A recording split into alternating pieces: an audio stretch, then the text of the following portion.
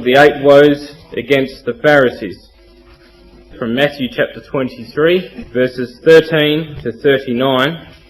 Good evening, my dear brethren and sisters and young people. Well, at our last class we made the point that, of course, the Lord has now entered into Jerusalem for the last time, and no longer, brethren and sisters, is he seeking to avoid a confrontation with the scribes and Pharisees. Now, he did that before. He did avoid them, not because he had any fear of them or he couldn't answer their questions, but because his time had not yet come, and his message was certainly not for them. They were blind leaders of the blind. He said, let them alone, and he did. But now it's different, because now it's come to the end, brothers and sisters, and he's not going to have anyone under any illusions at all as what they're like, and he's going to expose them like he's never exposed them. And you say, why would he want to do that? Well, because you see, we didn't live in that day and age, brothers and sisters. We look back with hindsight, and we know that the very term Pharisee is just plainly obnoxious, because we know what it means. But they didn't see it like that. And the name Pharisee means a separate one. And they saw these people as extremely pious. And the Lord was going to expose them for what they really were. And one of the most interesting things about these 8 woes which he laid upon the Pharisees, brothers and sisters, is that they are directly a contrast to the 8 blessings with which his ministry opened. Early in his ministry, he had described the character of a true disciple. And those characteristics which he described would bring forth 8 blessings. And these people, brothers and sisters, were the absolute antithesis to that. They were like light and darkness, those two things. And when you compare them, you can see how different they were. These 8 blessings and the 8 woes.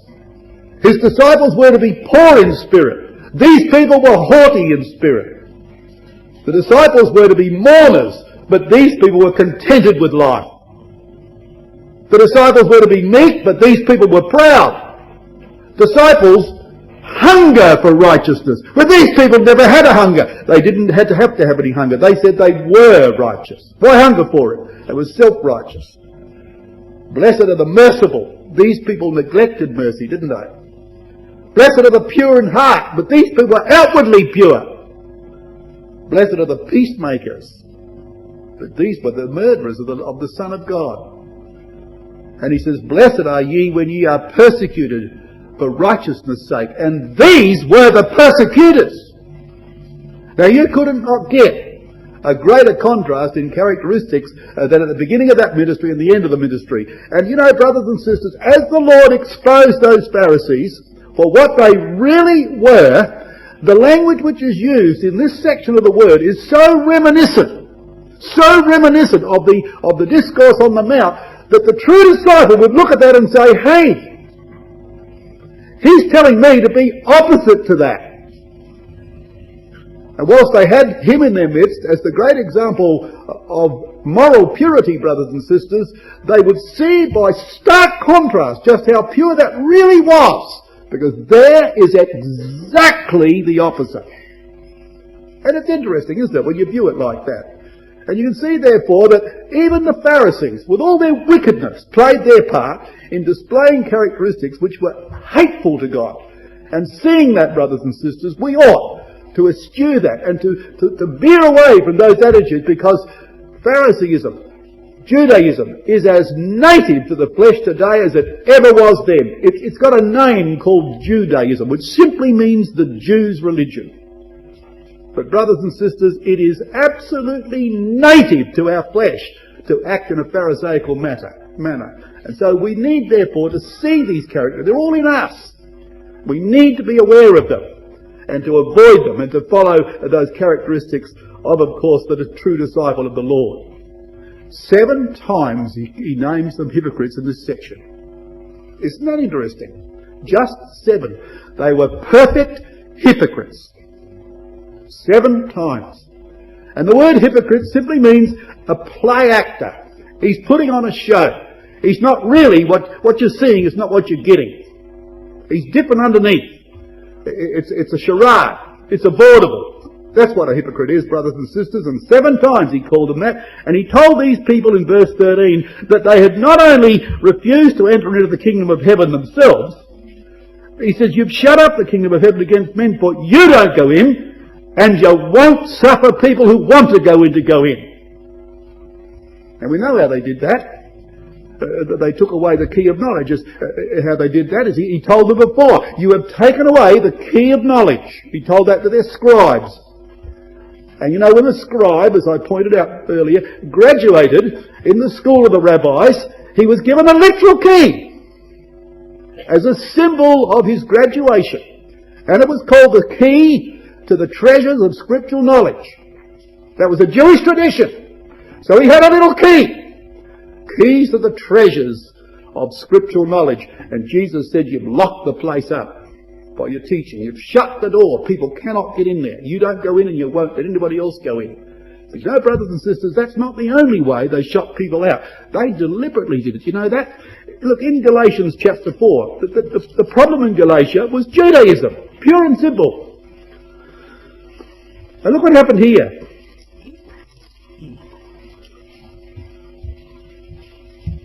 This is what happened in Galatia. The Judaizers had got in there and they'd created havoc among the ecclesia. And what were they doing? Well, this is one of the things they were doing.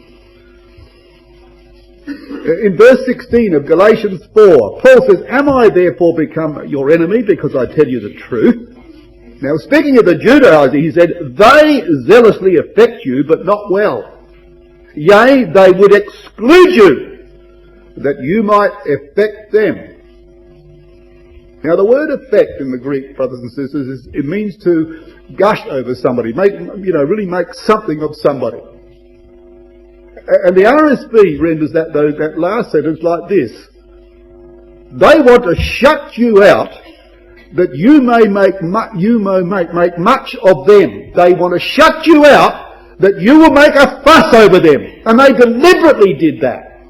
And when they had got their teaching over, and when they had duped these people in believing that they ought to go back to days and times and all the observances of the letter of the law, and these people saw them as their teacher, they would exclude them from their presence in order that the people might come up and beg to them to be one of them. This was the motivation that moved these sort of people, creating a little exclusive club so that people would crawl on their hands and knees to become members of the elite. And they loved every minute of it. So they not only shut men out with their ignorance, they not only refused to go in themselves, but they deliberately locked people out of their society in order to bring forth that adoration of them, crawling to them, that they might become members of this elite group of Pharisees, Judaizers. What an abominable crowd they were. And Jesus said to them in verse 15, he says, woe unto you, scribes and Pharisees, hypocrites. He says, you compass sea and land to make one proselyte, and when he's made, you make him twofold more the child of Gehenna than yourselves. A proselyte. Proselyte was that word used by the Jews to describe Gentiles who became associated with the Jewish faith. The word, brothers and sisters, means somebody who's arrived, an arriver. He's arrived there, he's got there. Or it can mean to draw near, someone who draws near and arrives. So in other words, until you had become a member of their understanding of the Jewish faith, and it's certainly not the scriptural understanding, but the way they perverted it, until you become a member, you hadn't arrived. You hadn't come at all. But when you got there, you'd arrived. A proselyte. And even then, they divided the proselytes between two classes. There were two types of proselytes. There were those Gentiles who submitted to the rite of circumcision, and why? That gained them the title of a proselyte of righteousness. Because they had a minor operation, they became a proselyte of righteousness. But if you didn't submit to circumcision, if that was too much for you, then you were simply a proselyte of the gate, by which it meant you stood outside. And they thought even that was a privilege to confer upon Gentiles. And so there were the two types of proselytes. Now, why did they make proselytes? Why would they compass sea and land to do that? Was it because they were in love with the Bible, they were in love with the message of the truth, the kingdom of God and so forth? Was that the reason? It was not. Look at Galatians again, brothers and sisters. Then you'll see the meaning of the Lord's words about twofold more the child of hell. Here's the reason. And here again, the context, of course, is the Judaizer. That's what was the big trouble in Galatia. And here in the 6th chapter of Galatians, verses 12 and 13. As many as desire to make a fair show in the flesh, they constrain you to be circumcised, only lest they should suffer persecution for the cross of Christ. For neither they themselves who are circumcised keep the law, but desire to have you circumcised, that they may glory in your flesh. Now there it is. There were two basic reasons why they went and made proselytes and why they got them circumcised.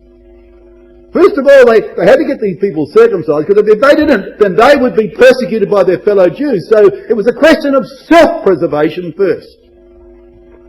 And secondly, the very mark in that body was like a little tick of some commendation that I have made that convert. Tick.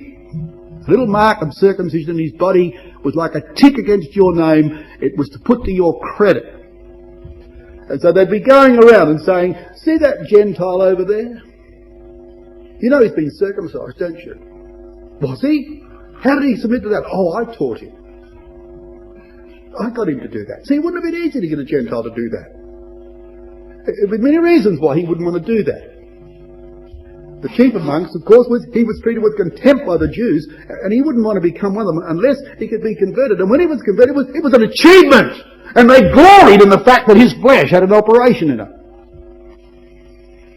And you can see now what happened.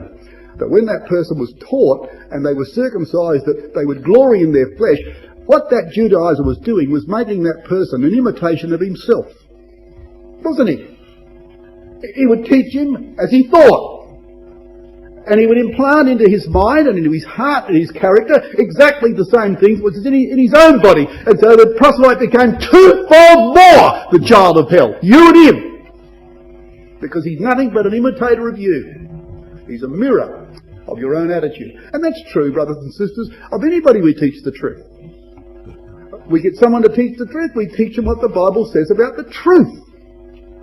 But we can put inflections upon that. We can put emphasis here and lack of emphasis there if we want to. And if we're in love with the truth, the whole truth and nothing but the truth, then we will produce a genuine person who will be the image, or striving to be the image, I should say, of Christ, who himself is the image of the living God. And that person will be Christ.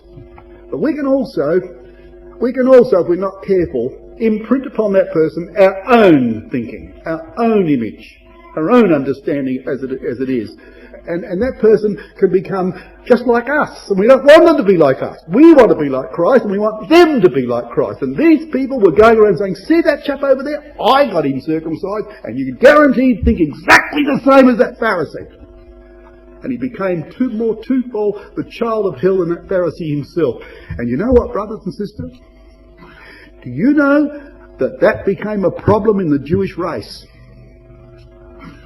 In the annals of Jewish history, it's recorded that the proselytes who came to the Jewish faith became big problems. Because though they may have been circumcised in the flesh and taught about laws and ordinances and washings and so forth, their character was not changed.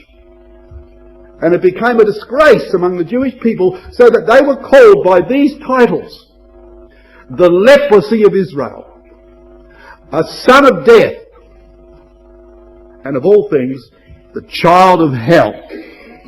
That was the title that they gave to these people, because they debauched the Jewish faith. They brought in all their Gentile unclean ways, because they'd never been taught the true morals. They'd never changed. And they became the leprosy of Israel, the sons of death, and the child of hell. And that was the result of the teaching that they'd been taught. Woe to you, scribes and Pharisees, he said, because, you see, they said, what does it matter if you swear by the temple? But if you swear by the gold of the temple, you're obligated, they said. "Ye fools and blind," said Jesus. "Which is greater? Tell me, the temple? The temple which sanctifies the gold, or the gold?" How stupid, brothers and sisters. How stupid. I mean, there's gold in the temple and there's gold outside the temple. Gold that's not dedicated to the temple is just simply gold. It's a metal. But given to the temple for the right reasons, it's sanctified in its use, isn't it? Gold, it's not the gold that's sanctified, it's where it is. It's in that temple. But they said no. It was the gold that sanctified the temple. Absolute stupidity. And they said the same, brothers and sisters, about the altar. It wasn't the altar, they said, that sanctifies the gift. It's the gift that sanctifies the altar. Now look, this is exactly the same as the Sermon on the Mount, the Discourse on the Mount, but with a little difference. That's what Jesus told his disciples in Matthew 5, didn't he? That's exactly what's in that discourse. You see, this is a mirror of it in a sense, and yet it's a contrast too. But there's a little difference. You see, the point in the Discourse on the Mount was this, that Deuteronomy had said in the 6th chapter and verse 13, that Israel was to swear by the name of Yahweh. Ooh, Yahweh. Now the Jews had a tremendous, I was going to say reverence, but it was almost superstition about that name. They wouldn't even pronounce it, brothers and sisters. That's why we get Jehovah. Came out of the corrupt attitude of Israel towards that name. So that such was their awe of that name, they wouldn't even pronounce it. Now to swear by that name, oh, well, if I do that, I've got to do it, don't I? So they thought, well, we can't do that. So we'll swear by heaven. But Jesus says it's his throne. Oh, it's related to Yahweh. Oh, I see. Well, we'll swear by the earth. But Jesus said it's his footstool. Well, we'll swear by Jerusalem. Yeah, but Jesus said it's the city of the great king. It belongs to him. Oh, so you see, there was no way out of it. There was no way around that. Because everything's related to God, is it not? The whole universe is his. You can't escape your responsibility by just swearing by some lesser thing. Now that's what it was in the Discourse on the Mount. But here it's money. Here it's simply money. You swear by the temple, nothing. But give us some gold, changes the whole picture. What's the altar? Nothing. But put a gift upon it, of which we get a portion, that's what makes the difference. Here, brothers and sisters, it's mercenary. That's the problem. And you'll notice there's only one other thing he tacks upon that, brothers and sisters, is that he only tacks upon that by heaven and as the throne of God in verse 22, simply illustrating his point from the Discourse on the Mount, that you can't get away from your obligations for swearing to Yahweh. But the main issue is money. And that's what made the difference. And these are the people who were the recipients of some of that money. Because by law, they could live of the things of the temple and portion of the offerings which went upon the altar. And you can guarantee yourself they went beyond law in that matter. And so they foisted these things upon the people. And they did that, brothers and sisters, in the name of religion. In the name of God they did that. And that's how absolute awful they were. Now if you went back under the law of Moses, there's no question whatever which is what makes holy and what doesn't make holy. Of the altar, it was said this way, whatsoever toucheth it shall be holy. That's what it said about the altar. Whatsoever touches it shall be holy. It was the altar that makes things holy. Now we've got an altar, brothers and sisters, the Lord Jesus Christ. That's what we've got. We've got an altar. But what of the arranging brethren? Were mercenary people who were getting a portion of the bag Sunday morning. What would we do? Well, we'd say to you, you know, it's not so much that the Lord is here that sanctifies the Enfield ecclesia. You can make him more sanctified by the amount of money you put in the bag. The more you put in, the more sanctified he is. Now you think of the wickedness of that. Not only from the viewpoint of men mercenary-minded men that were filching the people. But look how they were doing it. Look what they were doing. They were degrading the holy things, God himself, in his holy place at the temple. Degrading him to make a profit. Blind guides, wicked Pharisees. You know, it was absolutely terrible, brothers and sisters. And then he went on in verse 23, you blind guides, he says, look, you pay tithe of mint, anise and cumin. Now, mint, anise and cumin were herbs. They were little bushes. You know, little bushes like we have today. The various herbs that people might grow. Especially those who have some sensitivity about herbal remedies and so forth. They grow these little bushes. Now, these tiny little bushes. But so righteous are we, that we don't miss nothing. So you know what they did? These wonderful people, they went out these tiny little bushes and they picked every 10th sprig. 1, 2, 3, 4, 5, 6, 7, 8, 9. Picked it off. We don't miss anything. Imagine I'm waiting for the little bush to grow to get the 10th sprig. Now what an incredible attitude. When you go back to the law, brothers and sisters, and you read consistently in the law describing what God calls for, the tithe, as far as the produce of the land is concerned, it is always corn, wine and oil. And that really described in general terms all agriculture. The corn, the wine and the oil. The product of the field, the product of the vineyard and the product of the tree. God was not being absolutely pernickety and discriminating to a little 10th sprig of a little herb. How ridiculous! That's how ridiculous it was. The law said that. Now Jesus did not discourage them, brothers and sisters, from looking after minor details. He didn't say they weren't to offer that. He says this ought you to have done, and not to leave the other undone. What other? The weightier matters. Weightier matters like judgment, mercy and faith. Can you see a contrast? You see, you know, the tithe of the mint, the anise and the cumin. Judgment, mercy and faith. Gigantic principles. And you'll never pick the 10th sprig of them.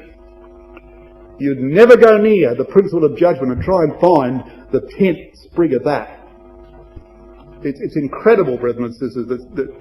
It's unbelievable that people could think that God would be pleased by such a meticulous observance of details like that. And so the Lord was to point out they had to keep the weightier matters of the law. Now let's go back on Micah's property. Have a look at this. It's not as if they didn't know this. As Jesus is going to point out to them, they knew these things. It was all in their law. Why, here were the things which the Lord did speak of, but it also speaks of weightier matters, brothers and sisters. The law spoke in Micah chapter 6 and verses 6 to 8. Wherewith shall I come before Yahweh, and bow myself before the high God? Shall I come before him with burnt offerings, with calves of a year old? Well, the law said yes. Will Yahweh be pleased with thousands of rams, or with 10,000 rivers of oil? And in the days of Solomon, that's what he did offer. The temple was full, the court was full, they laid them out on the floor, everywhere. Is that what God wants? Or shall I give my firstborn for my transgression, the fruit of my body for the sin of my soul? Does God want substitutionary sacrifice for what I do? My own children? For what my crimes are? Is that what he wants? He does not, brothers and sisters. Yet there would be those sinners who would give the lives of others for their sins and think that God would be pleased with it while they went on living. As if that would please the Almighty. He hath showed thee. That's what verse 8 says. Where has he showed them? I'll show you in a minute where that was. But let's read it first, then you'll recognise it. If that had already been shown, here's a repetition of it. He has showed thee, O man, what is good. And what doth Yahweh require of thee? But to do justly, to love mercy, and to walk humbly with thy God. That's where the Lord is alluding to, brothers and sisters. And he's telling them, you've been told by Micah, and before Micah was written, you were showed before that. Now, where were they showed that before? In the 10th chapter of Deuteronomy. That's where Micah's quoting from. See, he's already showed them. It's been done once, and here's a repetition of it. Here's the words of Micah in the 10th chapter of Deuteronomy in verse 12, in a most interesting context. The 10th chapter of Deuteronomy in verse 12.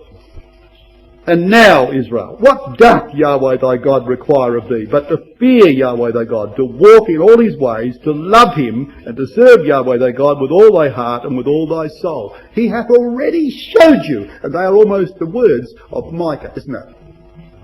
Do you know what the context of that is? Well, brothers and sisters, just listen, I can't turn these out when I say a bit of time. You know, in Acts chapter 7, when Stephen says concerning Moses, he said, this is that Moses which was in the ecclesia in the wilderness, who received the lively oracles, he said. In the days of our fathers, who received the lively oracles. This is that Moses that was in the ecclesia in the wilderness. Now, when Stephen used that term, I used to think that he was just coining the expression ecclesia because Israel were a type of the ecclesia. He wasn't. Because you see, he said the ecclesia was formed when Moses received the lively oracles, the 10 Commandments. Well, look at chapter 9 and verse 10. And Yahweh, this is Deuteronomy chapter 9 and verse 10, and Yahweh delivered unto me 2 tables of stone, written with the finger of God, and on them was written according to all the words which Yahweh spake with you in the mount, out of the midst of the fire, in the day of the assembly.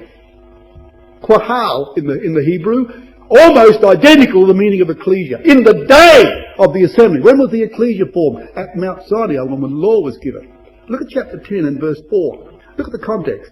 And he wrote on the tables, according to the first writing, the 10 Commandments, which Yahweh spake unto you out of the midst of the fire, in the day of the assembly. And that expression, brethren and sisters, is used 3 times in Deuteronomy, and every time on that day that Moses gave them that law. And so you see, God had said in the context of the establishment of the ecclesia, this is what I require. And Micah repeated it. And here were people who said they were separate. They were God's ecclesia. Well, he said, you haven't read the foundation constitution of your ecclesial life, which is twice stated in that context. Isn't that interesting? So Stephen identifies that. This is that Moses which was in the ecclesia when he received the lively oracles, the 10 Commandments. There it is, in the day of the assembly. And so these people thought they were the separate people of God, and they didn't know the foundation principle of that ecclesial life. And Micah repeated it from Deuteronomy. This is the ignorance of these people. Now we come back to 23rd chapter of Matthew again. Look what they're doing now in verse 24. They're straining at a gnat and swallowing a camel. Now, you know, you get a picture, don't you, of a little insect, right? That you can't get down. This is what it seems to do in the authorised. It's not like this really, but I always used to think that little insect, you can't swallow it, but then you get a great camel and it goes down quite easy.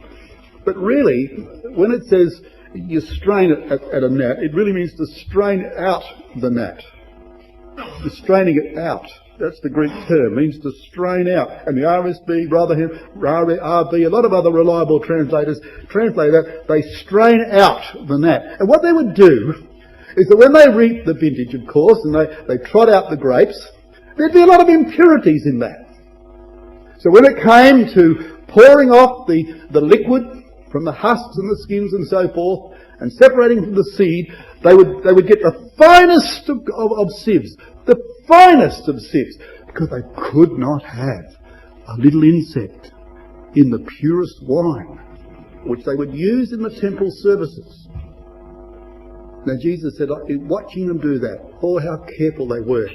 But their lives, brothers and sisters, were such that they would be seen to be swallowing camels. And the thing about the camel is, it's absolutely infested with lice.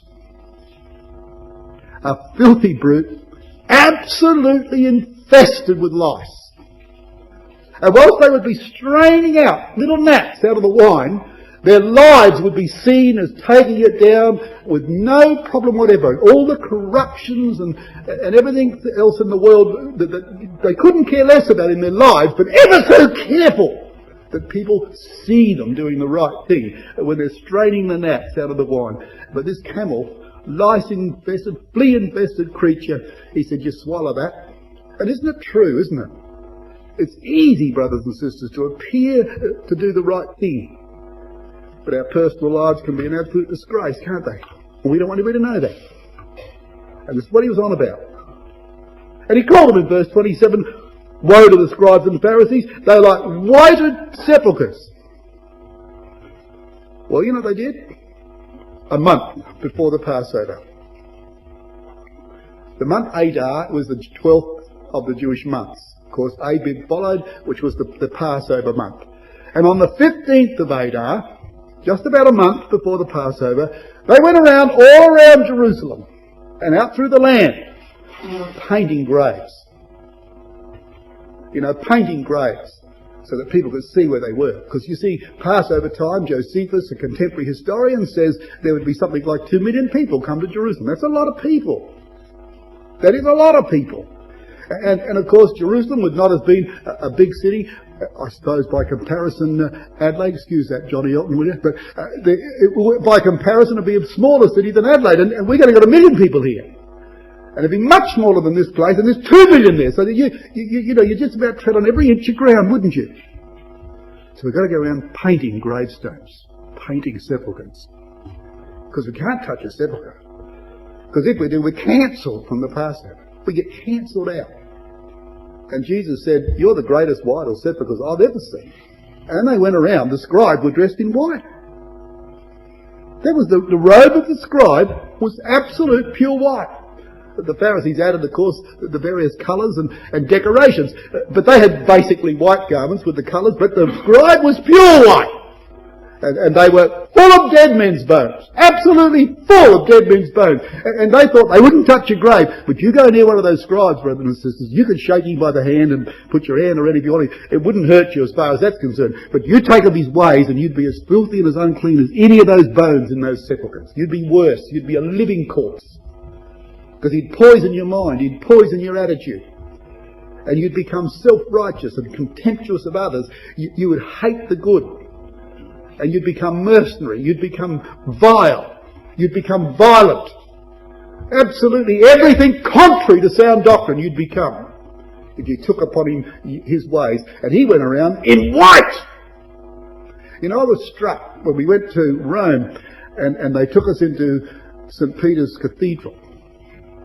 And it was an amazing sight to me that in there, in that place, were all the the vestal garments are kept at the side rooms, and how the cardinals come in their pure red, which was applicable, and the Father himself, the Pope, dressed in his regalia. You know what's in St. Peter's, brothers and sisters? A glass coffin with a skeleton in it. And I thought to myself, that's typical. Right in there in the centre, there's a coffin of one of the former popes, and there he is. You can see him through the glass. He's a skeleton. The whole place is full of dead men's bones, just like that. It was a really interesting thing to see that. Now he says in verse 29, you garnish the sepulchres. The word garnish is the word we get cosmos from. It means to decorate, to adorn. That's the idea of cosmos, you see. The world, that is, this world and its arrangements. That's the idea of cosmos. As men arrange things. Cosmos. This is cosmio, to decorate, to adorn. So they went around when they painted the sepulchres. Why? They spent a lot of time with the sepulchres of the righteous and of the prophets, you see. And then they said this, and this is what they say in verse 30, if we had been in the days of our fathers, we would have not have been partakers with them in the blood of the prophets. And Jesus picked that up like that, because he listening to that, he heard them say that the people who killed those prophets and the righteous people were their fathers. Now we might say, well, that'd be right, because they're simply saying that it was their forefathers, that they were related by blood, therefore it was a statement of fact. But you see, it's not like that, brothers and sisters. It's not like that with Jewish people. It's just not like that.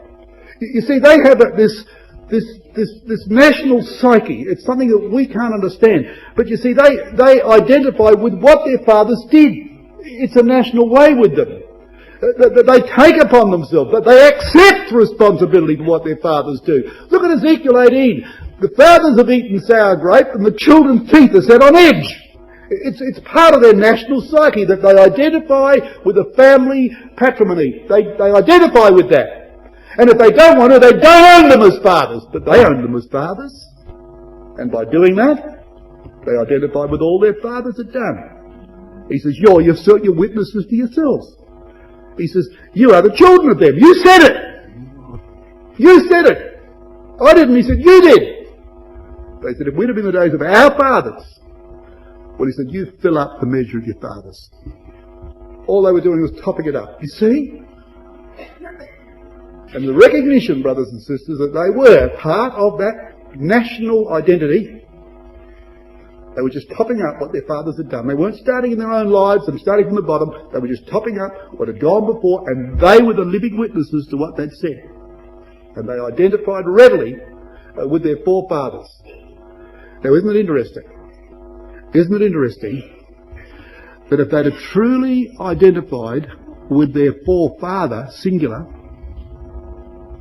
this is what they would have learned. That God stood in, brothers and sisters, in that land and said that when his seed would go out of that land and go down to a land that was not theirs and would serve them there in the land of Egypt, and he says, in the fourth generation I will bring them hither again. For the iniquity of the Amorites is not yet full. And Abraham, the forefather, was waiting for the Gentile just to top up his iniquity before his seed would inherit that land. That's what their forefather waited for. And here's Jesus right at the end of that generation, right at the other end. Children of Abraham. And they're not waiting for the Gentiles to fill up the measure of iniquity. Jesus said, you do it. You fill it up. And he was telling them, brothers and sisters, there that their father was the devil. Their father was that rampant instincts of the flesh, which is in every man. Their father's the Amorites. That's who they were. You fill that up, he says. Isn't that interesting? And you know what? When our brother Brian took us through the special effort here on Israel, how he quoted Daniel chapter 8, didn't he? When Daniel said that the transgressors would come to the full. When the fourth beast would kill the Son of God.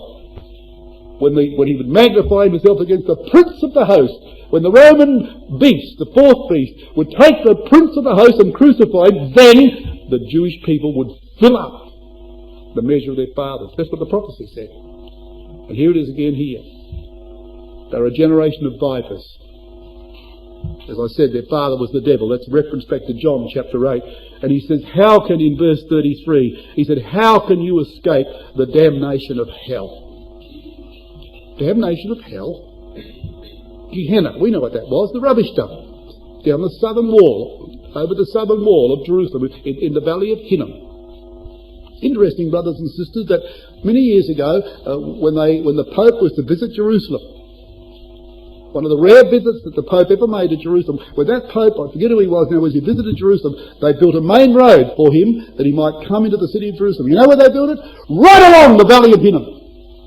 Right along the southern wall. That's a special road they built for the Pope. And he travelled right along the edge of the valley of Hinnom.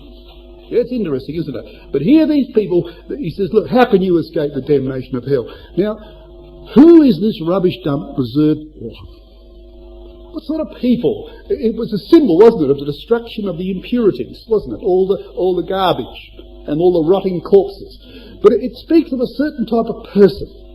Now we know who it is. We can identify that in the prophets. We know who that rubbish dump is reserved for, because it's in the 66th chapter of Isaiah. And not only is it in the 66th chapter of Isaiah, but it's quoted by the Lord elsewhere and positively identified who it is. See, the last two verses of Isaiah's prophecy, brothers and sisters, speak of this place. Verses 23 and 24. It shall come to pass that from one new moon to another, And from one Sabbath to another shall all flesh come to worship before me, saith Yahweh. And they shall go forth and look upon the carcasses of the men that have transgressed against me. For their worm shall not die, neither shall their fire be quenched, and they shall be an abhorring unto all flesh. This shall be a memorial place, even in the kingdom, brothers and sisters, to remind people of that. Yahweh's enemies. Who are they? Who are these enemies? Well, they're identified in this chapter in verse 5. Here they are. And if you read the context, this is who they are. It goes right through to the end. Hear the word of Yahweh, ye that tremble at his word. Your brethren that hated you, that cast you out for my name's sake, said, let Yahweh be glorified. But he shall appear to your joy, and they shall be ashamed. See who they were? They were people who excommunicated you from the synagogue and said, out, out, let Yahweh be glorified. You know, there's an instance of that. It happened just exactly like that. When the poor blind man, blind from birth, had been cured by the Lord, and the Lord left him to his own resources after he'd cured him to see how he would react. And his neighbours let him down. The civil rulers, a blind man, he'd depend upon his neighbours to get him across the road, they let him down. The civil rulers, he'd depend upon them for all his legal documents, they let him down. His religious leaders, the Pharisees, let him down. And in the end, his mum and dad let him down. And he's left with nobody. And they, they said in the end, they said, look, we know that God's faithful for Moses, but as for this fellow, we don't know from whence he is. They said, give God the glory and put him out. They put him out of the synagogue and said, give God the glory. Exactly what that prophet had said. They're the jokers that are going to be throwing that rubbish dump. They're the ones, brothers and sisters, who will make up that rubbish dump. Because that's what their lives are full of, rubbish. Now, in Mark chapter 9, Jesus quoted those words. Look who he applied it to. Just have a look who he applied it to. Verse 42. Whose description does this fit? Mark 9, verse 42. And whosoever shall offend one of these little ones that believe in me, it were better for him that a millstone were hanged about his neck and he were cast into the sea. And if thy hand offend thee, cut it off. It is better for thee to enter into life maimed than having two hands to go into hell and into the fire that shall never be quenched, where their worm dieth not, and the fire is not quenched. Isaiah 66. And who are they? Those who put a stumbling block, the word offence means a stumbling block, before Christ's little ones. And this crowd, brothers and sisters, was guilty of that. How can you, he said, escape the damnation of hell? Look at the amount of people they threw out. Excommunicated. In God's name. Let Yahweh be glorified. We are in a select group. We are an elite. We cannot stand any taint upon our society. Out with you! Let Yahweh be glorified. Well, they're going to make up that rubbish stuff. Positively identified in that Bible. And that's the sort of people. Jesus said, how are you going to escape that? Look at you. How are you going to escape it? That's exactly what you do. Isn't that interesting? It wasn't just a loose expression. Now he says, I'm going to send you prophets, verse 34. Wise men and scribes. You know where that's a quotation from? Oh yes, it's from Jeremiah. It's not only from Jeremiah, it's from the 2nd of Chronicles 26. Now this is going to be interesting, brothers and sisters, because we're going to find the next few verses are in this context. This is interesting, because here they are in the 2nd of Chronicles 36. Now if anybody knows their Bible, they would know that's the last chapter of the 2nd of Chronicles. They would know that's the historical record of the end of Judah's commonwealth before the Babylonian captivity. See? It's the end. And verses 15 and 16 say, of 2nd Chronicles 36, and Yahweh Elohim of their fathers sent to them by his messengers, rising up betimes and sending, because he had compassion on his people and on his dwelling place. But they mocked the messengers of God and despised his words, misused his prophets, until the wrath of Yahweh arose against his people, till there was no remedy. That's the last historical record before Zedekiah was dragged into captivity. That's it. And here's Jesus standing there, brothers and sisters, about to tell them, your house is left unto you desolate. That's the end of chapter 23, and chapter 24 opens up with the words, and he departed from the temple. He departed from the temple. And he said, the prophet said, I'll send you prophets. Well, there it is. And right in the context of in the historical counterpart of exactly what he was about to do. When he went out of that temple, brothers and sisters, he never went back. That was it. He said, you will not see me again until. It was a terminal epoch, so's that. Now, isn't that incredible? The Lord never quotes out of context, does he? Never gets away from context. Beautiful, magnificent how that's in context. Now, you want to keep your hand in Chronicles, because he goes on and so says this in verse 35, that upon you may come all the righteous blood shed upon the earth, when the blood of righteous Abel under the blood of Zacharias, son of Barachias, whom ye slew between the temple and the altar. Verily I say unto you, all these things shall come upon this generation. Now think about this. The blood of Abel to the blood of Zacharias, the son of Barachias. Now there's been a confusion about this, brothers and sisters, because the incident in the Old Testament, it's Zacharias, the son of Jehoiada. Here it's Zacharias, the son of Barachias. And this has thrown people off of this because they think it can't be the same person. I am absolutely convinced that it is, and I'll give you the evidence. This mistake, I can't explain that mistake. Search that out. There could have been, often people had two names. I don't know. But one thing I know, that Jesus is quoting that record. There's not a shadow of a doubt about that. And you see, what he's saying is that the whole history of the Old Testament is going to come upon you people because you have owned the fact that you are the children of those people. Now, brothers and sisters, Yahweh had said, I will visit the iniquity of the fathers upon the children to the fourth and the fifth generation. Now, the point of that was, he went on to say, of them that hate me. God does not punish children for what their fathers do wrong. Ezekiel 18 is witness to that. But if children will positively identify with their fathers, knowing what their fathers are like, then God will deal with them. You see, it's one thing. It is one thing for a person to do something that another person has done and to repeat former errors. They may not know that person. They may not ever heard of that person.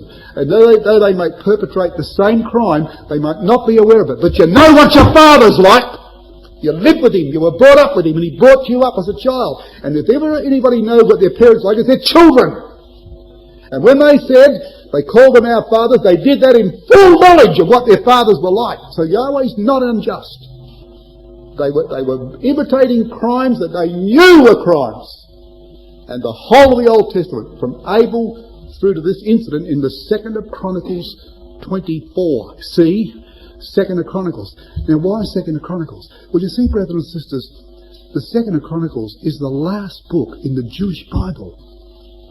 You see, it's the last history book. And the Jews regarded the 2nd of Chronicles as the end of the Old Testament history. Because, you see, they didn't attach the history of the others. That was an appendage when they came back from Babylon. They saw that right up until the Babylonian captivity, there was the end of the kingdom of Judah. Because they didn't attach the other on. They saw that remnants came back from Babylon. But as a nation, 2nd of Chronicles was the end.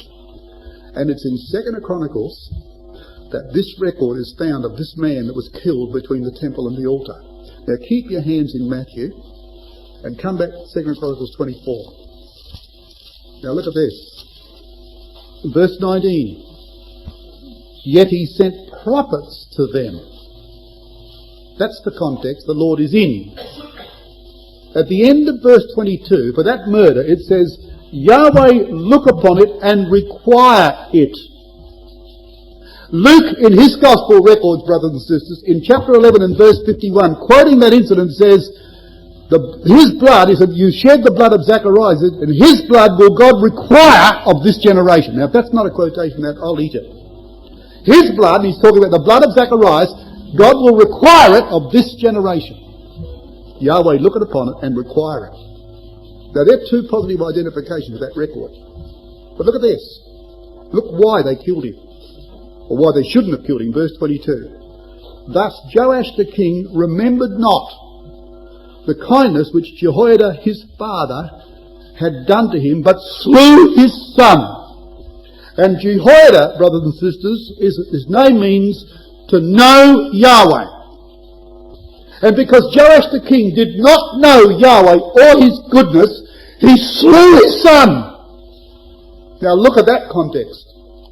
Just look at that context. You want one more positive identification with that? Where was he slain? Between the temple and the altar. And they said, that temple's meaningless unless you bring some gold, and that altar won't do anything for you unless you bring a gift. And this man was slain between the two of them. Alright, Jesus didn't suffer, brothers and sisters, between those two altars, between the temple and the altar, but he suffered because of what was going on between those two things. That's why he suffered. It was envy. It was greed. They stood in his way in their ambition.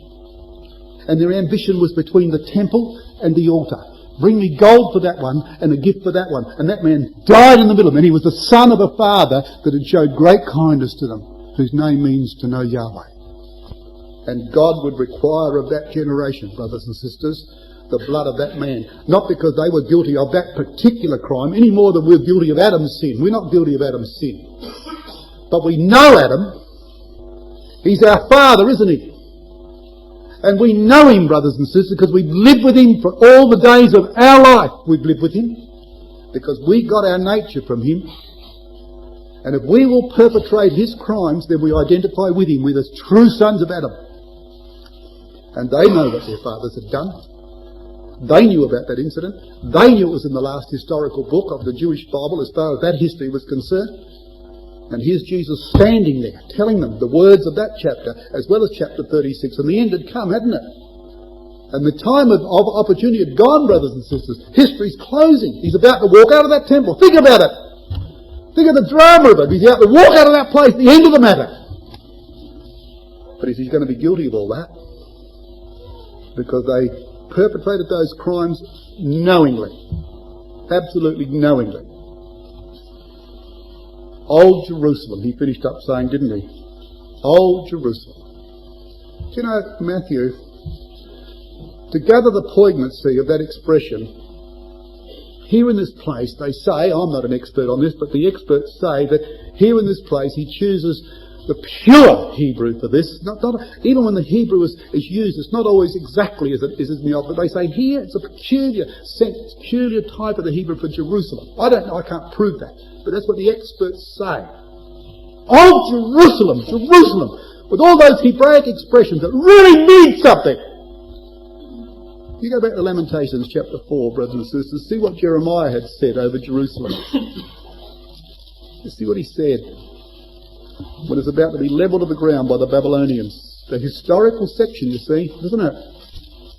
The end of Judah's commonwealth then, the end of Judah's commonwealth now. And Jeremiah lamented for Jerusalem in these words. Verse 12. The kings of the earth and all the inhabitants of the world would not have believed that the adversary and the enemy should have entered into the gates of Jerusalem. It's unbelievable. Not unbelievable by the Jews only, but he said the Gentiles could never believe that. Well, why did it happen? For the sins of her prophets and the iniquities of her priests that have shed the blood of the just in the midst of her. Oh, Jerusalem, Jerusalem, thou that killest the prophets and stonest them that are sent unto thee. But, oh, brethren and sisters, to kill the prophets and to stone the succession of messengers was bad enough. But innocent blood is going to be spilt in the middle of that city. Innocent blood. And the Gentiles will be amazed that it happened. But that's the reason for it. Because they're about to spill innocent blood. Oh, Jerusalem, Jerusalem. And Jesus could see in his mind's eye a succession of prophets, a succession of messengers. But here he was, the Son of God, of the Father, that had done such good for this people. They'd been recipients of his good. and they're going to kill his son. Right between their ambition. Because of it. Incredible, isn't it? And the mind of the Lord would revolve around those historical incidents that brought an end to Judah's commonwealth when the Babylonian came down and took the city. And so he said in verse 38, your house is left unto you desolate. Your house. Well, John chapter 2, he called it my Father's house. But it's changed character, brothers and sisters. It changed character. It's just simply your house. It's a leprosarium. It's rotten to the core. God is nowhere near it. It's their house. And he said, you won't see me until you shall say, blessed is he that cometh in the name of Yahweh, quoting Psalm 118. And then chapter 24 says, and Jesus went out and departed from the temple. Brought it to a tremendous climax, didn't it? You won't see me until you shall say, blessed is he that cometh in the name of the Lord. And the psalm went on to say, according the son of David. Will you have a look at Hosea's prophecy, brothers and sisters?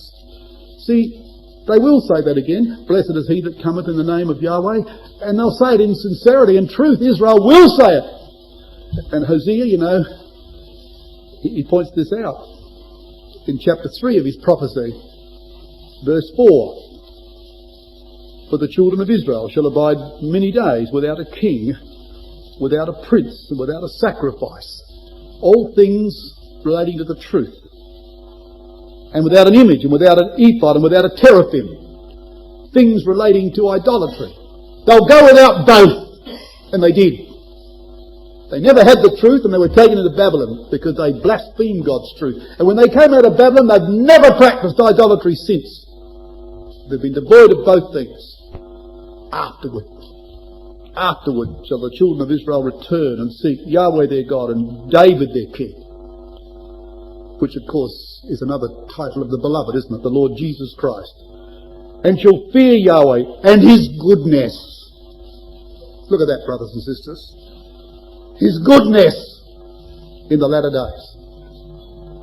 It was the Apostle Paul that, speaking of the Judaizer again in the 2nd chapter of Romans, who said that he treasured up for himself the wrath of God in his hard and impenitent heart. He said, and you don't know this. What didn't he know? That the goodness of God leadeth you to repentance. It wasn't law, brothers and sisters, that compels us to do the things that are right. It's the goodness of God that leads us to repentance. And Israel are yet going to see that. And when he comes back again to quote those words of Psalm 118 in the spirit of Hosea, they'll see it all, won't they? And they'll know all the goodness that he'd done for them, went and took and killed his son. And they will identify with their fathers. They'll do it again. They'll weep at the walls of Jerusalem and repent at last. And Yahweh's goodness, brothers and sisters, will lead them to do what law could never have compelled them to do, ever. And it'll happen. But for a moment, he's turned his back on them, hasn't he? And he walked out and he says, see you later. You won't see me again. That's it. And that historical period closed over them, brothers and sisters. It came to an end, just like 2nd Chronicles brought that history to an end. And all the circumstances there that were in that chapter are now repeated here. And these people, by their own admission, were the children of those who did that. And by their own actions,